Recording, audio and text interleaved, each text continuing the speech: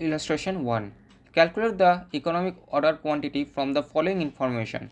Also state the number of order to be consumption of materials per annum 10,000 kg. Order placing cost per order 50 rupees. Cost per kg of raw materials rupees 2. Storage cost 8% on average inventory. तो मुझे पहले क्या करना होगा, पहले तो करना होगा इकोनॉमिक ऑर्डर क्वांटिटी मतलब ईओक्यू निकालना होगा and also state the number of orders to be placed in a year मतलब एक पूरे साल में कितना ऑर्डर मुझे प्लेस करना होगा। ईओक्यू का फॉर्मूला होता है √2AO divided by C. A means annual demand, O means ordering cost per order और सी होता है carrying cost per unit per annum. ठीक है, तो इधर पे मुझे मिल जाएगा 10,000 है मेरा एनुअल डिमांड, ऑर्डरिंग कॉस्ट है पर ऑर्डर 50 रुपीज़ तो 50 भी मिल जाएगा और कैरिंग कॉस्ट जो है 2 रुपीज़ है और storage cost 8% on average inventory मतलब ये 2 × 8% होगा जो कि आएगा 0.16 पैसा। ठीक है, तो ईओक्यू इधर से निकल जाएगा। ईओक्यू इक्वल्स टू √2 × A मतलब 10,000 × O इधर है 50 रुपीज़ डिवाइडेड बाई सी मैंने निकाला है इधर पे 0.16।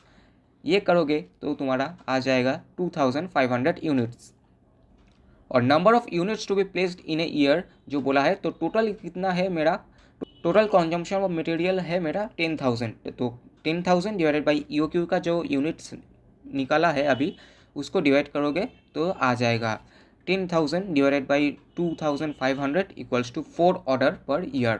Illustration 2. The average annual consumption of material is 18,250 units at a price of 36.50 per unit. Storage cost is 20% on an average inventory and the cost of placing order is 50. How much quantity is to be purchased at the time? Q का वही formula होगा EOQ is equal to 2 × AOC।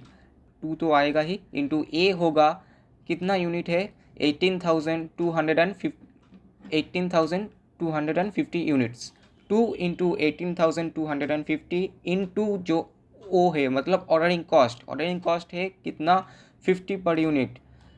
ठीक है, तो 2 × 18,250 into 50 divided by सी कितना होगा इधर पे परचेज प्राइस है 36.50 इंटू 20% होगा मतलब 7.30।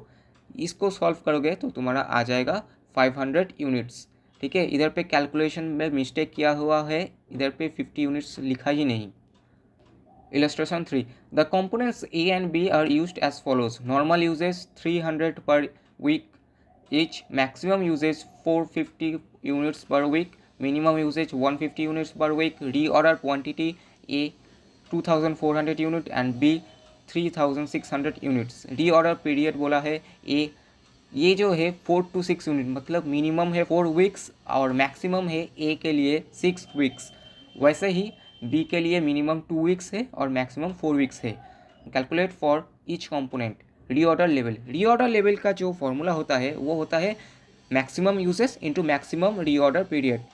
इधर पे A के लिए होगा मैक्सिमम यूजेज कितना है 450 और B के लिए भी 450 और B के लिए भी ये सेम ही होगा 450 इंटू A के लिए जो मैक्सिमम पीरियड है वो होगा 6 वीक और B के लिए होगा 4 वीक्स। तो इधर पे किया हुआ है 450 into 6 week equals to 2,700 units. इधर पे किया हुआ है 450 into 4 weeks equals to 1,800 units. Reorder level मेरा निकल गया। मिनिमम लेवल नेक्स्ट कैलकुलेट करना होगा। मिनिमम लेवल का फॉर्मूला है reorder level minus normal usages into normal reorder period.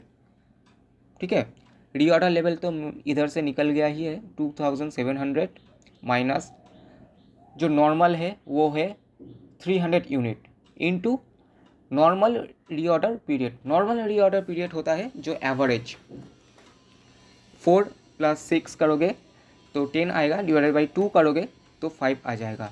ऐसे ही एवरेज करना होगा और B के लिए आएगा 2 + 4 = 6 डिवाइडेड बाई 2 = 3। ठीक है, तो इधर पे आ जाएगा 2700 माइनस 300 इंटू 5 इक्वल्स टू 1200 और इधर पे आ जाएगा 1800 minus 300 into 3 equals to 900 units. फिर बोला है मैक्सिमम लेवल।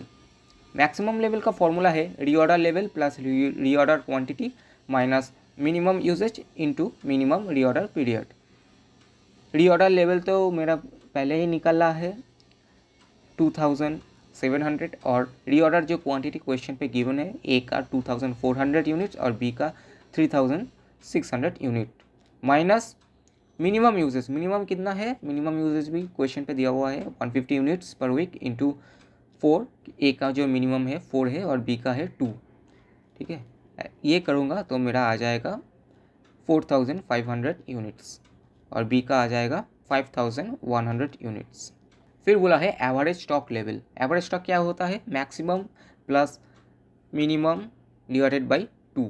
मैक्सिमम मेरा क्या आया है 4500 प्लस 1200 डिवाइडेड बाई 2 करूँगा तो मेरा आ जाएगा, ए के लिए आ रहा है 2850 और बी के लिए आ रहा है 3000 यूनिट्स।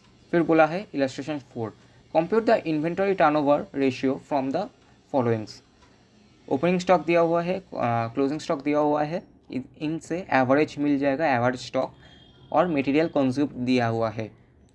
मेरा इन्वेंटरी टर्नओवर का जो रेशियो का फॉर्मूला है वो होता है value of materials consume during the year divided by average stock held during the year. ठीक है, तो क्या होगा, तो पहले तो निकलना होगा average stock held during the year. Opening plus closing करोगे डिवाइड बाई 2 करोगे तो आ जाएगा 10,000 प्लस 16,000 डिवाइड बाई 2 करोगे तो 13,000 एवरेज निकल के आ जाएगा।